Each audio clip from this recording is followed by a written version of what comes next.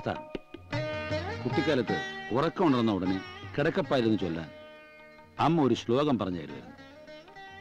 അച്ഛന്റെ വക സർവവും ദേഹവും സൽപുത്രനായി നൽകുന്നു താതനും, അത്ര കാരുണ്യമുള്ളൊരു താതനെ നിത്യവും വീണ്ടും നമസ്കരിച്ചിരുന്നു.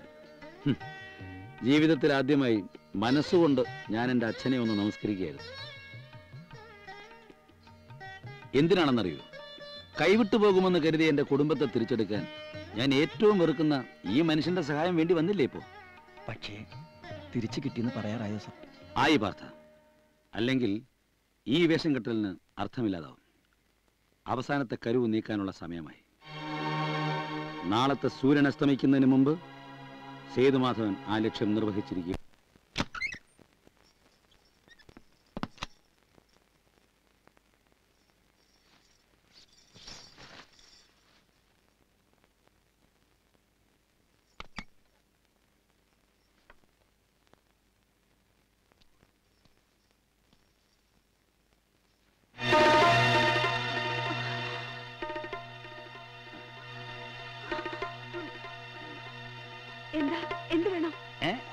ഒന്നുമില്ല പറ.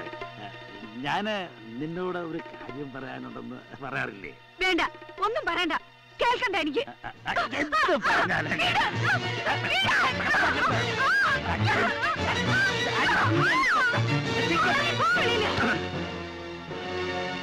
കടന്നു പോ പുറത്ത്, പോകാൻ.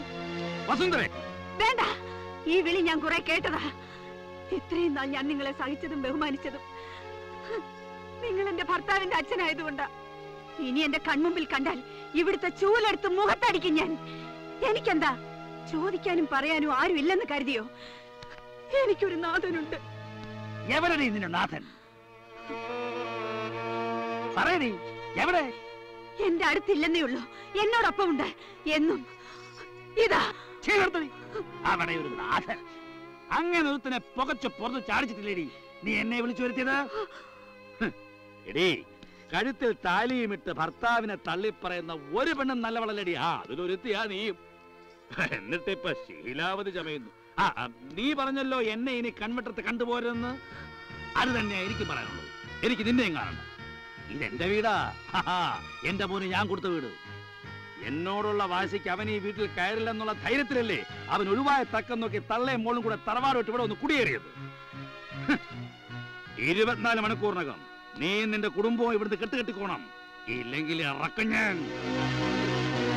പക്ഷെ ഒന്നോർത്തു, നീ ഇനി എവിടെ പോയി വിളിച്ചാലും ജീവിതാവസാനം വരെ എന്നോടൊപ്പമേ കഴിയാൻ പറ്റും. എന്തൊക്കെയാ പറഞ്ഞിട്ട് പോയത്? വീട് ഒഴിയണമെന്നോ? അതിന് മാത്രം ഇവിടെ എന്താ ഉണ്ടായത്? വൈകും വരെ കാത്തിട്ട് പഠിക്കാൻ കൊടോട്ട് അടച്ചോണ്ടാടി നീ. പറയ എന്താ ഉണ്ടായെന്ന്. ഇല്ല, അമ്മ പറയില്ല. അമ്മാമ്മയുടെ മുന്നിൽ അമ്മ ഒന്നും സംസാരിക്കില്ല. കുട്ടിക്കാലം മുതൽ നിങ്ങൾ അമ്മ അങ്ങനെ വളർത്തിയത്. ഇനി ഈ വിളി കേട്ടാ ഞങ്ങൾ ഭയക്കില്ല. ഇവിടെ ഇപ്പൊ നടന്ന എന്താന്ന് അമ്മാമ്മയ്ക്ക് അറിയോ? അമ്മയിൽ നിന്നും പപ്പയെ വേർതിരിപ്പിക്കാൻ നിങ്ങൾ വിളിച്ചു വരുത്തിയ ആ മനുഷ്യൻ അമ്മയുടെ കിടപ്പ് മുറിയിലേക്ക് കയറി ചെന്നത് അമ്മയെ സാന്ത്വനിപ്പിക്കാനല്ല, മറിച്ച് ഇനി തെളിച്ച് പറയണോ ഞാൻ? മോളെ, ഈ വീടും സ്വത്തും ഒക്കെ നഷ്ടപ്പെടുന്ന കേട്ടപ്പോഴാ അമ്മാമ്മയ്ക്ക് വേദനിച്ചത്. പക്ഷെ ഇതിനേക്കാളൊക്കെ വലിയ സ്വത്ത് ഞങ്ങൾക്ക് ഞങ്ങളുടെ പപ്പയാ. അല്ലാന്ന് പറയാൻ പറ്റുമോ അമ്മയ്ക്ക്?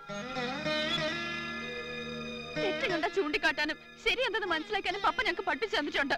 മാത്രമല്ല, അമ്മ കാണാത്തൊരു പുറം ലോകം ഉണ്ടെന്ന് പപ്പ ഞങ്ങൾക്ക് കാട്ടിത്തരുകയും ചെയ്തു. പപ്പ എന്തിനാ പോയതെന്ന് അമ്മ ഒരിക്കലെങ്കിലും ചിന്തിച്ചിട്ടുണ്ടോ? പപ്പയെ മനസ്സിലാക്കാതെ അമ്മാമ്മയുടെ ഭാഗം നിന്നതിന് അമ്മയ്ക്ക് വലുത് അമ്മാമ്മയാണെങ്കിൽ ഞങ്ങൾക്ക് വലുത് ഞങ്ങളുടെ പപ്പയാ. പപ്പയ്ക്ക് മാത്രമേ ഞങ്ങൾ സ്നേഹിക്കാൻ കഴിയൂ. നാഥനില്ലാത്ത ഈ വീട്ടില് ഞങ്ങൾക്ക് ഇനി കഴിയാൻ വയ്യ.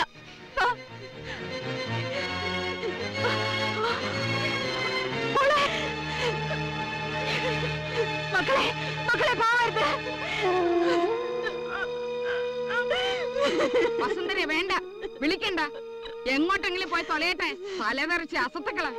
മതി, അമ്മ ഇനി മിണ്ടരുത്. ഈ വീട്ടിൽ നിന്ന് പോകേണ്ടത് അവരല്ല, നിങ്ങളാണ്. ഇത്രയും നാൾ നിങ്ങൾ പറയുന്നതും കേട്ട് നിങ്ങളുടെ താളത്തിനൊത്ത് തുള്ളി. അതിനുള്ള ശിക്ഷ എനിക്ക് കിട്ടിയത്.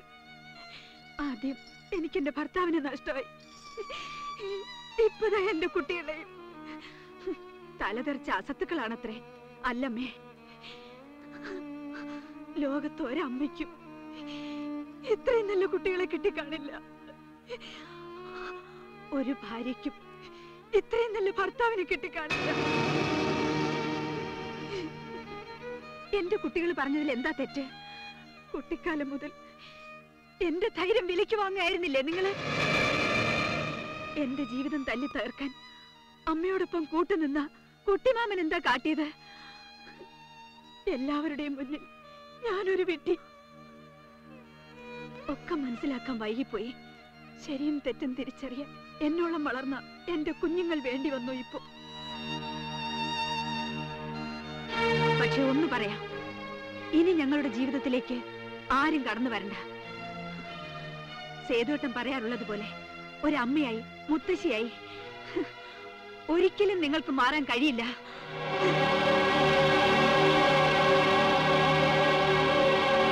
പപ്പ പറയും വരെ ആരോടും ഇത് പറയരുതെന്ന് കുഞ്ഞുമോളെ കൊണ്ട് സത്യം ചെയ്യിച്ചിരുന്നു സാറ്. എന്നും മക്കളോടൊപ്പം ഉണ്ടാവുമെന്ന് പപ്പ പറയാറില്ലേ? അങ്ങനെയല്ലേ ഉണ്ടായിട്ടുള്ളൂ.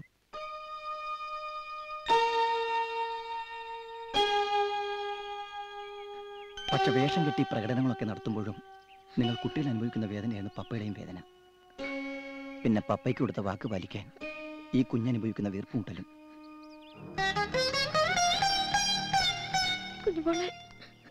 ചേച്ചി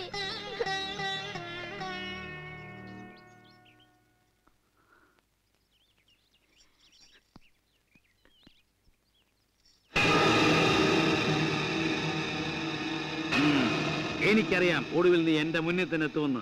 ഇല്ല, ഞാൻ നിങ്ങളെ കാണാനല്ല വന്നത്. എനിക്ക് നിങ്ങളെ കാണണ്ട. കാണണം, കാണേണ്ടി വരും. നീ ഇന്ന് വരെ കഴിഞ്ഞതും ഇപ്പൊ കഴിഞ്ഞുകൊണ്ടിരിക്കുന്നതും ഇനി കഴിയാൻ പോകുന്നതും എന്നോടൊപ്പം ആയിരിക്കും.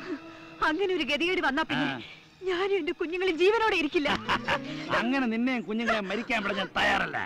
ഇനിയുള്ള കാലമെങ്കിലും എല്ലാം മറന്ന് സന്തോഷത്തോടുകൂടി ജീവിക്കണ്ടേ നമുക്ക്? നോക്ക്, ഭയങ്കര ഡിമി.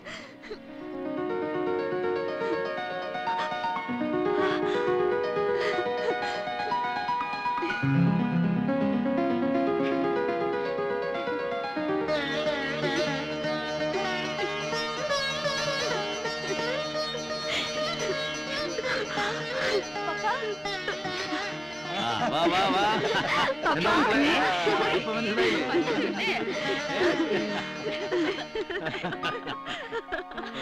ഈ ഒരു സന്തോഷമാണ്.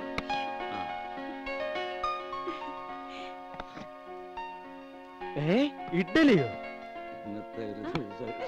എന്തിനാ ഇത്ര ചമ്മുന്നേ? ഇനി തൊട്ട് എല്ലാ ദിവസവും രാവിലെ ഞാൻ ഇഡ്ഡലിയെ ഉണ്ടാക്കും. എല്ലാരും